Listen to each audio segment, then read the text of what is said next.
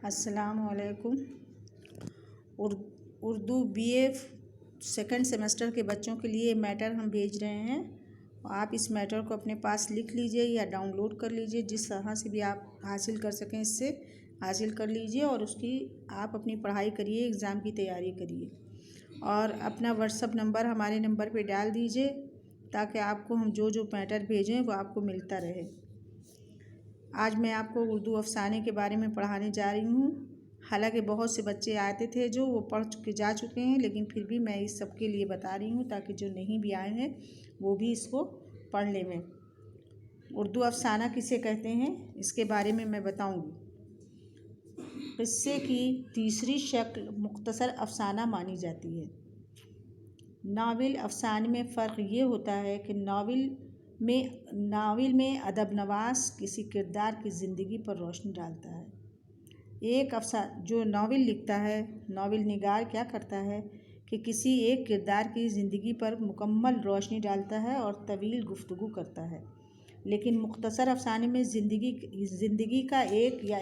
کے ایک مزاج پر یا زندگی کے کسی ایک کردار پر شارٹ میں روشنی ڈالی جاتی ہے، مختصراً روشنی ڈالی جاتی ہے۔ یعنی جو بھی افسانہ کسے کہا جاتا ہے، افسانے میں زندگی کا ایک مقصد کو ہی اجاگر کیا جاتا ہے۔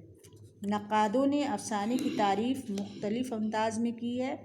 کسی نے افسانے کی تشکیلی عنصر پر روشنی ڈالی ہے تو کسی نے کسی دوسرے عنصر پر روشنی ڈالی ہے، زیادہ زور دیا ہے۔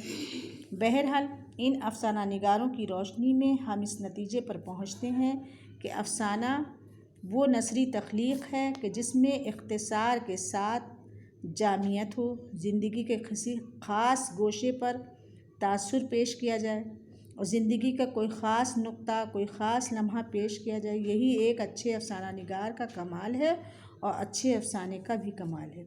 خاص کر افسانے میں اختصار کے ساتھ ساتھ زبان و انداز بیان پر بہت زیادہ روشنی ڈالی جاتی ہے۔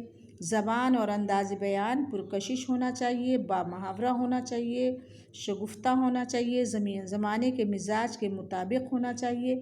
یہی ایک اچھا افسانے اور اچھے افسانہ نگار کی خصوصیت ہے۔ بقول ایلن پوئے کے جو ایک افسانہ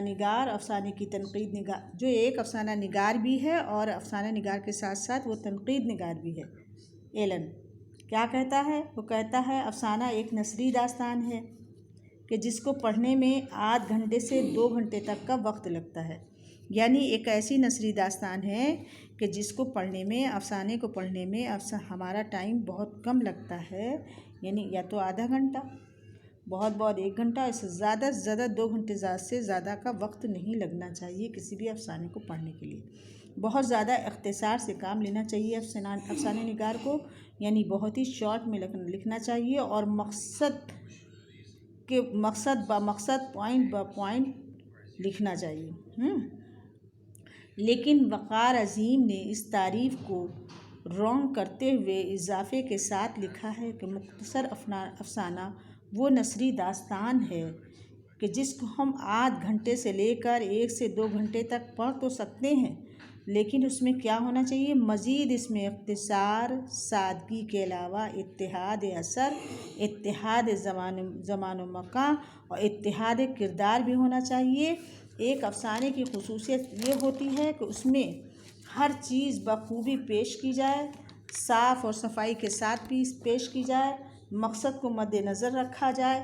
جو بھی مقصد ہم کو اپنے افسانے میں اس چیز کا خاص کر کے دھیان رکھنا چاہیے کہ افسانے با مقصد ہونا چاہیے، افسانے میں فضول گوئی نہیں ہونا چاہیے، افسانے زمانے اور وقت کے حساب سے ہونا چاہیے۔ ہماری زندگی میں جو حالات پیش ہوتے ہیں، جو زندگی میں مسائل ہوتے ہیں، ان مسائل کے اوپر ہمیں افسانے لکھنا چاہیے۔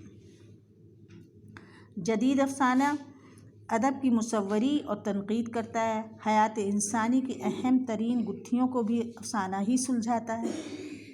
افسانے میں پیچیدہ سے پیچیدہ معاملے حل کیے جاتے ہیں۔ اس میں امنگوں اور خواہشوں کے طوفان اگر اٹھتے ہیں تو ختم بھی ہوتے دکھائی دیتے ہیں، اور جو کچھ انسان ہوتا ہے وہ افسانے میں خاص کر کے نظر آتا ہے۔ دیکھتے ہیں ہم کہ افسانہ کسی بھی انسان کی شخصیت کو اجاگر کرنے کے لیے ایک بہت اچھا سرمایہ ہے کہ ہم انسان کی شخصیت کو باقاعدہ صاف گوئی سے صاف انداز میں بیان کر سکیں۔ افسانہ ایک ایسی چیز ہے کہ جس میں سماج کے اور تمام بری اور غلیظ باتوں پر نگاہ ڈالی جائے اور اس کے ساتھ ساتھ ان میں سماج کی گندی اور غلیظ باتوں پر نگاہ ڈالنے کے ساتھ ساتھ اس کو ہم صحت مندی کے ساتھ میں اس کی اصلاح بھی کرتے چلیں۔ اصلاح کے ساتھ ساتھ وقار عظیم نے افسانے کی خصوصیت کے بارے میں لکھا ہے۔ اس میں ناول، ڈرامہ، شاعری، فنون لطیفہ کی خصوصیات ایک جگہ موجود ہوتی ہیں۔ افسانہ کیا چیز ہوتا ہے؟ افسانے میں ناول کی تمام خصوصیات، ڈرامے کی تمام خصوصیات، فنون لطیفہ کی تمام خصوصیات جو ہوتی ہیں ایک ہی جگہ پائی جاتی ہیں۔ اس کے پڑھنے میں اتنا کم وقت صرف ہوتا ہے کہ ہر شخص اپنے تھکے ہوئے دماغ کے لیے ایک بہترین مواد حاصل کر لیتا ہے۔ یعنی اگر کوئی انسان بہت پریشان حال ہے اور وہ مزاحیہ افسانہ پڑھ لے گا، طنزیہ ہو چاہے وہ، اس کو پڑھ کے اس کی زندگی میں تھوڑی دیر کے لیے سکون آ جاتا ہے۔ موجودہ زمانے کے رسالوں نے اسے بہت زیادہ ترقی دی ہے۔ آج جب کہ دور سائنس کا ہو گیا ہے، سائنس نے رفتہ رفتہ ہر چیز پہ اپنا سکہ جما لیا ہے اور لوگوں پاس نہ ہی اتنا وقت بچا ہے، حالات نے لوگوں کو بہت